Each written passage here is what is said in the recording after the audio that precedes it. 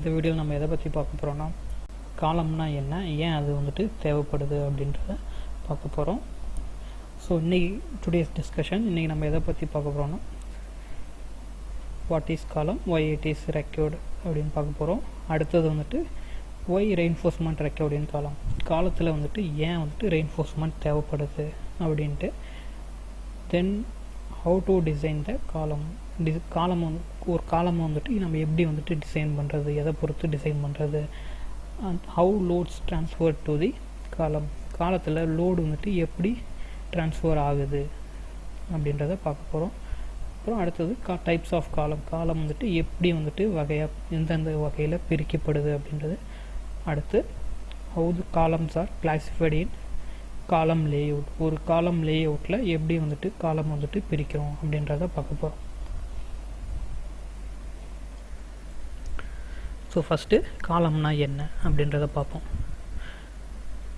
காலம் வந்துட்டு vertical member, அதாவது நேராக இருக்கிற மெம்பர் எல்லாம், வெர்டிக்கலாக இருக்கிற மெம்பர் எல்லாமே அப்படின்றது காலம் அப்படின்றாங்க. It is a compressive member அப்படின்னும் சொல்கிறாங்க. காலம் வந்துட்டு வெர்டிக்கல் மெம்பர்னு சொல்கிறாங்க, காலம் வந்துட்டு கம்ப்ரசிவ் மெம்பர்னு சொல்கிறாங்க. ஸோ கம்ப்ரசிவ் மெம்பர் அப்படின்னா என்ன அப்படின்றது பார்ப்போம். ஸோ கம்ப்ரசிவ் மெம்பர்னால் இங்கே உங்களுக்கு வந்துட்டு காலத்தோட டாப் வியூ கிராஸ் செக்ஷன் வந்துட்டு தெரியும். இது வித்து, இந்த சைடு இருக்கிறது வந்துட்டு டெப்த்து, இங்கே மேலே இருக்கிறது வந்துட்டு ஃப்ரண்ட் வியூ பிளான் வியூ. ஒரு காலத்தோட ஹைட்டு அப்படி இல்லைனா லென்த்துன்னு சொல்லுவாங்க. ஸோ இங்கே வந்துட்டு காலம் உங்களுக்கு 3D வியூவில் தெரியுது. ஸோ காலத்தில் வந்துட்டு ஒரு கம்ப்ரெஷன் லோடு, அழுத்த சக்தி அப்படின்றது ஆக்ட் ஆகுது, கம்ப்ரெஷன் லோடு வந்துட்டு ஆக்ட் ஆகுது. ஸோ எந்த மெம்பரில் வந்துட்டு கம்ப்ரெஷன் லோடு, கம்ப்ரெஷன் ஃபோர்ஸ் வந்துட்டு ஆக்ட் ஆகுதோ அந்த மெம்பர் வந்துட்டு கம்ப்ரெஷன் மெம்பர்னு அப்படின்னு சொல்கிறாங்க. ஸோ இங்கே நான் காமிச்சிருக்கிறது வந்துட்டு ஒரு இடத்துல டாப்பில் மட்டும் வந்துட்டு உங்களுக்கு ஆக்ட் ஆகுது. பட் வந்துட்டு பாட்டம் டாப் ரெண்டு சைடுமே, அதாவது டுவர்ட்ஸ் த வந்துட்டு லோடு ஆக்ட் ஆச்சு அப்படின்னா அது கம்ப்ரெஷன் மெம்பர்னு சொல்கிறாங்க.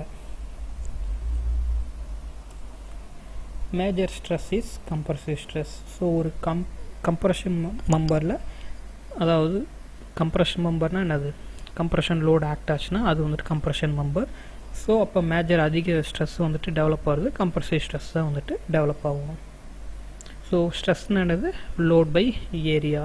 ஸோ லோட் பை ஏரியா அப்படின்னா எவ்வளோ லோடு, அது எவ்வளோ ஏரியாவில் ஆக்ட் ஆகுது, அதுதான் வந்துட்டு ஸ்ட்ரெஸ்ஸும்பாங்க. ஸோ கம்ப்ரெஷன் லோடு ஆக்ட் ஆகிறதுனால அது கம்ப்ரசிவ் ஸ்ட்ரெஸ்ன்னு சொல்கிறோம். Not all vertical members are called as a column. Why? முன்னாடி சொன்னீங்க எல்லா வெர்டிக்கல் மெம்பரும் வந்துட்டு காலம், நீங்கள் இப்போ வந்துட்டு எல்லா வெர்டிக்கல் மெம்பரும் காலம் இல்லைன்னு சொல்கிறீங்க. ஏன் அப்படின்னா when the effective length of the vertical member exceeds 3 times the least lateral dimension அப்படின்னா அது வந்துட்டு காலம். ஸோ இப்போ நீங்கள் இந்த கம்ப்ரெஷன் மெம்பர் பார்க்குறீங்க, இதுதான் காலம். இதில் இந்த வித்து இல்லைன்னா டெப்த்து அப்படின்றது வந்துட்டு இதை விட, வித்து ஆர் டெப்த் அதை விட எது குறைஞ்ச சைஸ் இருக்கோ அதை விட 3 மடங்கு இந்த ஹைட்டு வந்து இருந்துச்சு அப்படின்னா அதுதான் வந்துட்டு காலம்ன்றாங்க. ஸோ எப்படின்றத இங்கே பார்ப்போம். ஸோ இதுதான் வந்துட்டு காலத்தோட கிராஸ் செக்ஷன். நான் ஏற்கனவே சொன்ன மாதிரி இதுதான் வித்து பி அப்படிம்பாங்க, இது வந்துட்டு டெப்த்து டி. ஃபார் எக்ஸாம்பிள் நான் வந்துட்டு பின்றது மோஸ்ட்லி பி தான் வந்துட்டு வித் ஆஃப் தி காலம் தான் வந்துட்டு பார்த்திங்கன்னா உங்களுக்கு கம்மியாக இருக்கும். ஸோ பி வந்துட்டு நான் ஒரு மினிமம் டிஸ்டன்ஸாக வித்தை வந்துட்டு 300 mm அப்படின்ட்டு அசியூம் பண்ணிக்கிறேன்.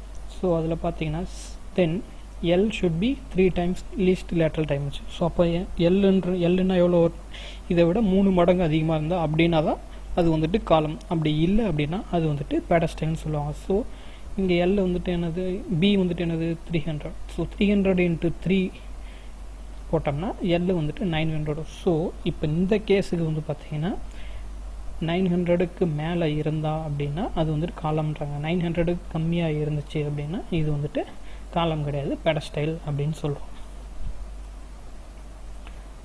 ஸோ அடுத்து பார்க்குறது ஒய் ரெயின்ஃபோர்ஸ்மெண்ட் ரெக்யர்ட் இன் காலம். Column is good in compression, then why reinforcement are required.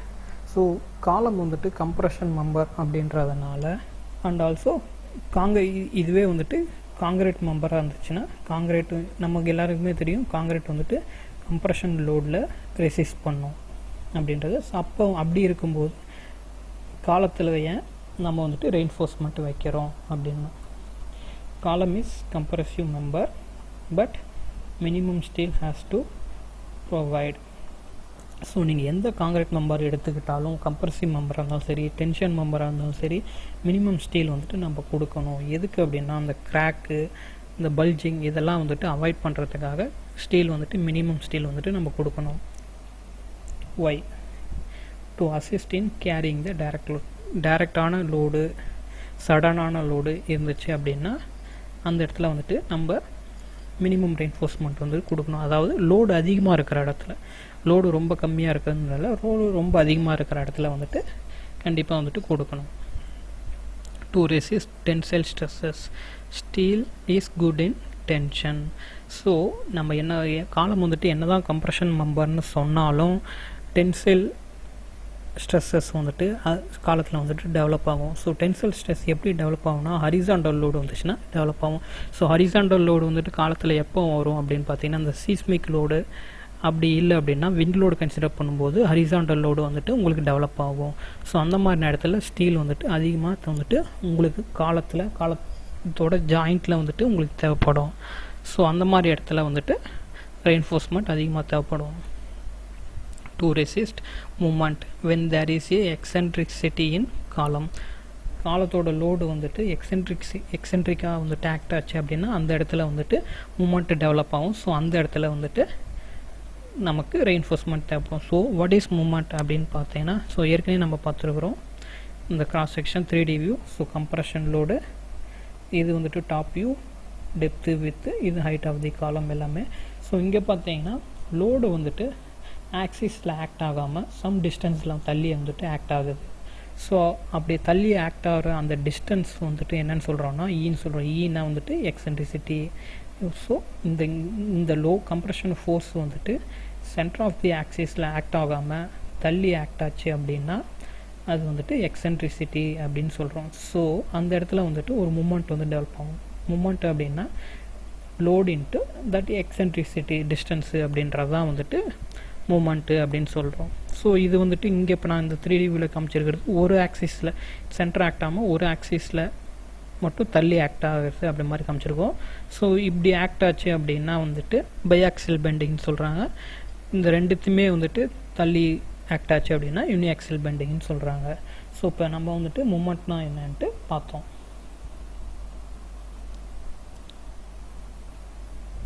So to impart ductility concrete brittle in nature. So concrete வந்துட்டு அதோட நேச்சர் வந்து பிரிட்டிலாக இருக்குன்றாங்க, அதாவது ஹார்டாக இருக்கும் அப்படின்றாங்க. ஸோ டக்டிலிட்டி அண்ட் பிரிட்டில்னஸ் அப்படின்னா என்னன்ட்டு பார்க்குறோம். ஸோ இந்த இப்போ வந்துட்டு ஃபஸ்ட்டு இது மெம்பர் பார்த்தீங்கன்னா கம்ப்ரெஷன் மெம்பர் இதுதான் வந்துட்டு காலம். ஸோ லோடு வந்துட்டு இந்த டாட்டர் லைனில் இருக்கிறது இதுதான் வந்துட்டு ஒரிஜினல் ஷேப் ஆஃப் தி காலம். லோடு வந்துட்டு டாப் அண்ட் பாட்டமில் ரெண்டு சைடுமே வந்துட்டு ஆக்ட் ஆகுது. ஸோ அப்படி ஆக்ட் ஆகும்போது இந்த மாதிரி பல்ஜ் ஆகும். இந்த பல்ஜிங்கை வந்துட்டு தவிர்க்கிறதுக்காக தான் வந்துட்டு நம்ம வந்துட்டு ரெயின்ஃபோர்ஸ்மெண்ட் வந்துட்டு ப்ரொவைட் பண்ணுறோம் காலத்தில். ஸோ இங்கே அடுத்தது பார்க்குறது வந்துட்டு பார்த்திங்கன்னா இந்த மாதிரி ரெண்டு சைடும் பிரிட்டில் மெட்டீரியலுங்கும்போது காங்கிரீட் வந்து பிரிட்டில் மெட்டீரியல் தான். ஸோ இந்த மாதிரி லோடு வந்துட்டு ரெண்டு சைடு ஆக்ட் ஆகும்போது இந்த மாதிரி கிராக் வந்துட்டு இடையில வரும். இது பேர் வந்துட்டு என்னன்னு சொல்கிறாங்கன்னா ஷியர் ஃபெயிலியர் அப்படின்னு சொல்லுவாங்க. ஸோ இந்த ஷியர் ஃபெயிலியரை வந்துட்டு அவாய்ட் பண்ணுறதுக்கும் வந்துட்டு ரெயின்ஃபோர்ஸ்மெண்ட் வந்துட்டு தேவைப்படுது. ஸோ நெக்ஸ்ட்டு வந்துட்டு டு ப்ரிவென்ட் சடல் பிரிட்டில் ஃபெயிலியர், அதான் நான் ஏற்கனவே சொன்னது. இந்த ஷியர் ஃபெயிலியர் வந்துட்டு அவாய்ட் பண்ணுறதுக்கும் இது தேவைப்படுது. ஸோ அடுத்து நம்ம பார்க்க போகிறது வந்துட்டு design of columns. Design of column necessitate determination of load transferred from beam at different floor levels.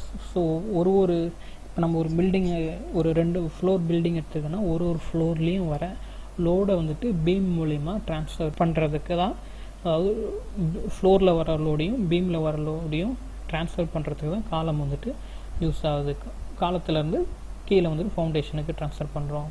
Loads are transferred from slabs to beam and then to columns. So அதுக்கு தான் வந்துட்டு யூஸ் ஆகுது.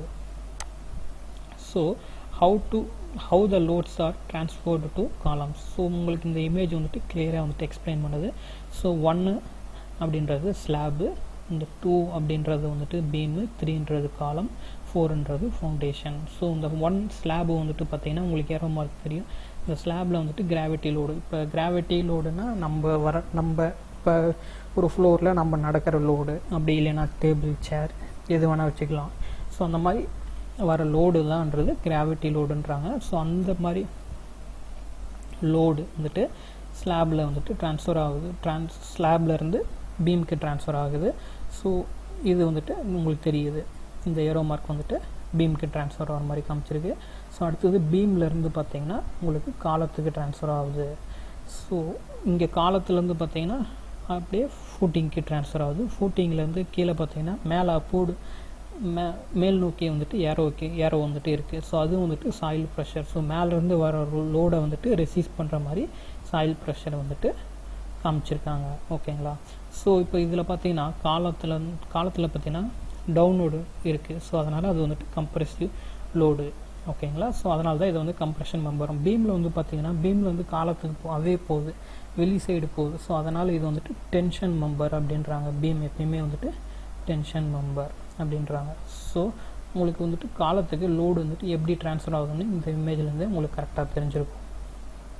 So அடுத்து hence slab and beam are normally designed prior to the design of columns. So எப்பயுமே வந்துட்டு ஒரு காலம் வந்துட்டு டிசைன் பண்ணுறதுக்கு முன்னாடி ஃபஸ்ட்டு ஸ்லாபு, அதுக்கப்புறம் பீமு, அதுக்கப்புறம் தான் வந்துட்டு காலம் டிசைன் பண்ணுவாங்க. So this method called as exact method which enables one to assess the loads on columns more accurately, and thereby the design of columns becomes realistic and economical. So ஒரு காலம் வந்துட்டு கரெக்டான load, ஆக்சுவலான load எவ்வளோ வருது அப்படின்றதையும் எக்கனாமிக்கலாக design பண்ணோம் அப்படின்னா இந்த மாதிரி நம்ம வந்துட்டு ஃபஸ்ட்டு ஸ்லாப் லோடு என்ன அப்படின்றது கால்குலேட் பண்ணிவிட்டு டிசைன் பண்ணிவிட்டு அப்புறம் பீமை வந்துட்டு டிசைன் பண்ணிவிட்டு அப்புறம் காலம் டிசைன் பண்ணால் தான் கரெக்டாக இருக்கும். ஒரு சிலர் வந்துட்டு காலம் வந்துட்டு டைரெக்டாக வந்துட்டு டிசைன் பண்ணுவாங்க. ஸோ அந்த மாதிரி இருக்கும்போது அது வந்துட்டு தம்ப் ரூலில் வச்சுட்டு தான் ஒரு அப்ராக்சிமேட் மெத்தடு, அது அப்படி வச்சு அப்ராக்சிமேட் மெத்தடாக தான் அது வந்துட்டு நம்ம டிசைன் பண்ணுறோம். இப்படி பண்ணால் தான் அது வந்துட்டு எக்ஸாக்ட் அண்ட் கரெக்டான வேல்யூவாகவும் இருக்கும், எக்கனாமிக்கலாகவும் இருக்கும் நமக்கு.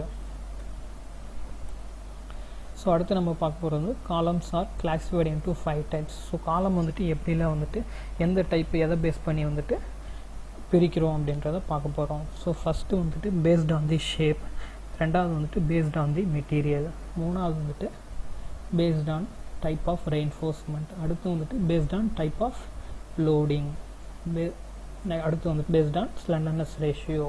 இந்த 5 டைப்பை பொறுத்து தான் வந்துட்டு காலம் வந்துட்டு நம்ம வகைகளாக வந்துட்டு பிரிக்கிறோம். இந்த 5மே ஒரு காலத்தில் இந்த 5மே வந்துட்டு கண்டிப்பாக வந்துட்டு தேவைப்படும். It's just a classification. A column can be a combination of both types.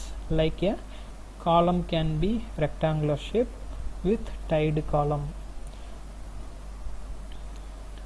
So first நம்ம பார்க்க போகிறது பேஸ்ட் ஆன் ஷேப். ஃபஸ்ட்டு வந்துட்டு square column or rectangle column, ரெண்டாவது வந்துட்டு சர்க்குலர் காலம், மூணாவது வந்துட்டு எல் டைப் காலம், நாலாவது வந்துட்டு டி டைப் காலம், அஞ்சாவது வந்துட்டு ஹெக்ஸகன் காலம், அடுத்து வந்துட்டு ஆக்டகன் காலம். ஸோ உங்களுக்கு காலம் வந்துட்டு பேஸ்ட் ஆன் தி ஷேப் வந்துட்டு உங்களுக்கு காமிச்சிருக்கு.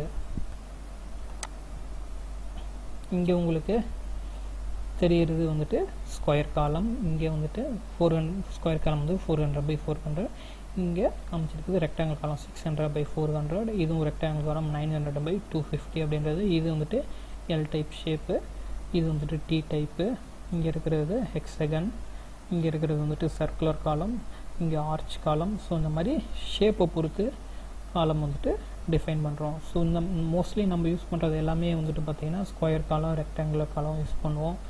இந்த மாதிரி டி ஷேப் இதெல்லாம் வந்துட்டு ஸ்பெஷல் டிசைன் கேசஸ். எதுங்க எந்த இடத்துல எந்த கார்னரில் எங்கேயாவது தேவைப்படுதோ அந்த மாதிரி இடத்துல மட்டும்தான் யூஸ் பண்ணுவோம். சில இடத்துல வந்துட்டு சர்க்குலர் காலமும் யூஸ் பண்ணுறோம் நம்ம. அடுத்தது வந்துட்டு based on material.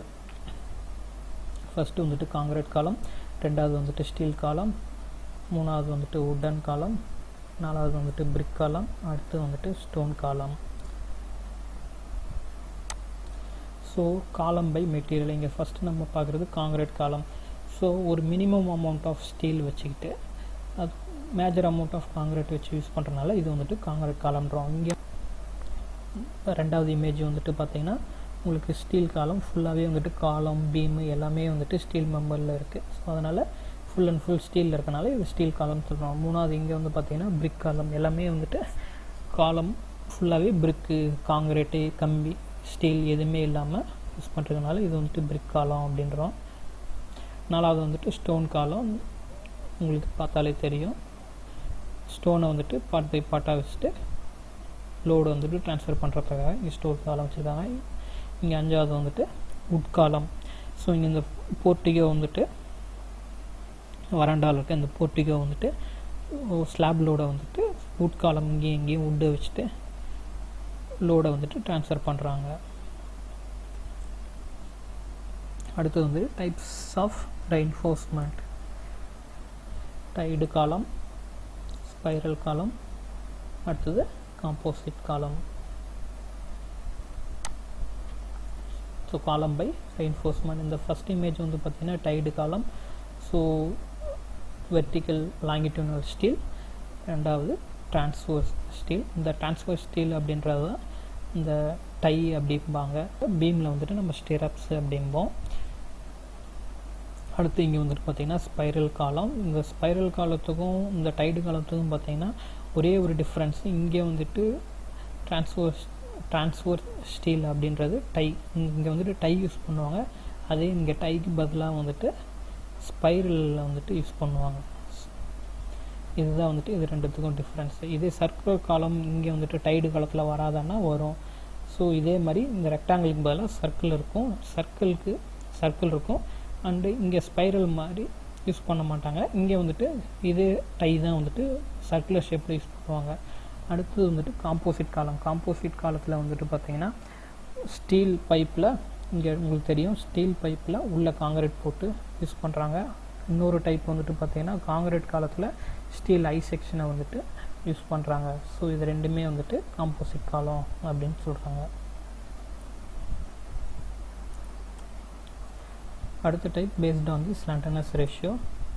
First one is short column. So effective length of the column divided by least lateral dimension should be less than 12. So short காலம் அப்படின்னா என்னென்னு பார்ப்போம். இது வந்துட்டு உங்களுக்கு காலம் தெரியும். ஒரு சைடு வந்து வித் வந்துட்டு பி அப்படின்னு வச்சுருக்கோம், இன்னொரு சைடு டெப்த் டின்னு வச்சுருக்கோம். இது லென்த் ஆஃப் தி காலம் எல்னு வச்சுருக்கோம். L is equal to 3.0 metre, அப்படி இல்லைன்னா 10 ஃபீட் அப்படின்னு வச்சுருக்கோம். இது வந்துட்டு ஒரு எக்ஸாம்பிளுக்கு வச்சுருப்போம். ஜென்ரலாக வந்துட்டு நம்ம ஊரில் வந்து பார்த்திங்கன்னா 3 மீட்டர் அப்படி இல்லைனா 10 அடி தான் வந்துட்டு காலமோட ஹைட் இருக்கும். வித் ஆஃப் தி காலம் வந்துட்டு மோஸ்ட்லி நம்ம ஊரில் வந்துட்டு 9 இன்ச் இருக்கும். அப்படி இல்லை அப்படின்னா 9 இன்ச்சை வந்துட்டு நம்ம எம்எம்மில் கன்வெர்ட் பண்ணால் 230 mm.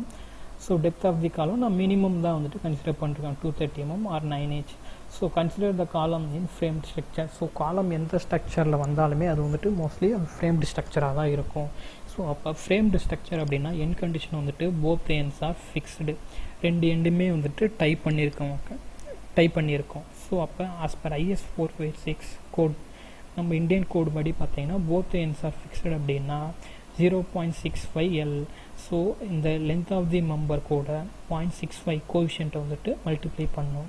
அப்படி பண்ணோம்னா அதுதான் வந்துட்டு effective length. So effective length of column L is equal to 3, நம்ம 3 மீட்டரில் போட போகிறோம். 3 × 0.65 வந்துட்டு மல்டிப்ளை பண்ணால் 1.95 தான், 1.95 மீட்டர் தான் வந்துட்டு நமக்கு கரெக்டான, அதாவது எஃபெக்டிவ் லென்த் ஆஃப் தி காலம். ஸோ ஸ்லெண்டர்னஸ் ரேஷியோ எப்படி கண்டுபிடிக்கிறதுனா effective length of the column divided by least lateral dimension. Least lateral டைமென்ஷனாக எதர் B ஆர் D, இதில் எது கம்மியாக இருக்கோ அந்த டைமென்ஷன் போடணும். நம்ம வந்துட்டு ரெண்டுமே வந்துட்டு 230 mm தான் எடுத்திருக்கோம். ஸோ அதை இங்கே சப்ஸ்டியூட் பண்ணுறோம். 1.95 டிவைட் பை 0.23 போட்டோம்னா 8.47 வருது. இது வந்துட்டு லெஸ் தென் 12 அப்படின்னா இன்னொரு சைடும் நம்ம வந்துட்டு செக் பண்ணிக்கிறோம். ஸோ LE/D அப்படின்ட்டு. ஸோ அதுவும் சேமாக இருக்கிறதுனால ஸோ 8.47 தான் வருது. ஸோ ரெண்டுமே வந்துட்டு என்னது லெஸ் தென் 12. லெஸ் தென் 12 வந்துச்சு அப்படின்னா இது வந்துட்டு ஷார்ட் காலம் சொல்கிறோம். அடுத்தது லாங் காலம். ஸோ லாங் காலம் effective length of the column least lateral dimension should be greater than or equal to 12. அதாவது ஏற்கனவே நம்ம பார்த்த மாதிரி effective length divided by D width of the column or depth of the column போட்டோம்னா நமக்கு வந்துட்டு இந்த கண்டிப்பாக 12 விட ஈக்குவலாக 12க்கு ஈக்குவலாகவோ இல்லை அதுக்கு மேலே இருந்தாலோ அது வந்துட்டு லாங் காலம்னு சொல்கிறோம். ஸோ லாங் காலம்னா என்ன பார்த்தோம், ஏற்கனவே நம்ம பார்த்த மாதிரி லென்த் ஆஃப் த காலம் வந்துட்டு நம்ம இங்கே அசியூம் பண்ணியிருக்கிறது 5 மீட்டர். அதாவது ஃபீட் அண்ட் இன்ச்சஸில் பார்த்தோம்னா 16 அடி 6 அங்குலம் அப்படின்றாங்க. ஸோ வித் ஆஃப் தி காலம் வந்துட்டு 9 இன்ச்சு அப்படின்னா 230 mm. அதே தான் டெப்த் ஆஃப் தி காலமுக்கும் நம்ம மினிமம் தான் கன்சிடர் பண்ணிருக்கேன். ஸோ எந்த ஸ்ட்ரக்சரில் காலம் வந்தாலும் நான் ஏற்கனவே சொன்ன மாதிரி ஃப்ரேம்டு ஸ்ட்ரக்சர் தான் இருக்கும். அந்த ஃப்ரேம்டு ஸ்ட்ரக்சர்னால் என் கண்டிஷன் வந்துட்டு போத் எண்ட்ஸ் ஆர் ஃபிக்ஸ்டு. நம்ம இந்தியன் கோட் IS 456 படி பார்த்திங்கன்னா both ends are fixed. So 0.65L. So effective length of the காலம்ன்றது 5 மீட்டர். 5 மீட்டர்ன்றது L length of the column நம்ம இங்கே கன்சிடர் பண்ணியிருக்குது. 5 into 0.65 போட்டோம்னா 3.25. So slenderness equal to effective length of the column divided by B.